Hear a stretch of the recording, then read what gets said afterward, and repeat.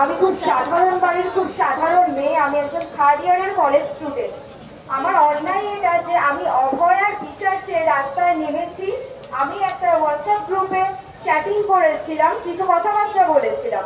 তার জন্য আমাকে আমার বাড়ি থেকে আমার বাড়ির দরজা ভেঙে আমাকে লালবাজারে তুলে নিয়ে যাওয়া হয় এবং সেখানে আমাকে মারধরও করা হয়। কেন না, আমি এটা প্রতিবাদ করছি যে কেন একটা মেয়ের সঙ্গে এরকম ভয়ানক দুর্ঘটনা ঘটবে। আমরা প্রত্যেকে মেয়ে, আমাদের প্রত্যেকের বাড়িতে মা বোন দিদি প্রত্যেকের বাড়িতে মেয়ে আছে। কেউ বলতে পারবে না যে আমার বাড়িতে মেয়ে নেই। আমরা সবাই জানি যে এইটা কি একটা মর্মান্তিক দুর্ঘটনা ঘটে গেল। আমরা যার বিচার চেয়ে এতদিন ধরে আমরা রাস্তায় পড়ে আছি, অথচ আমাদেরকে বিচার না দিয়ে কি করা হচ্ছে, আমাদেরকে ভয় দেখিয়ে হুমকি দিয়ে বাড়ি থেকে তুলে নিয়ে যাওয়া হচ্ছে।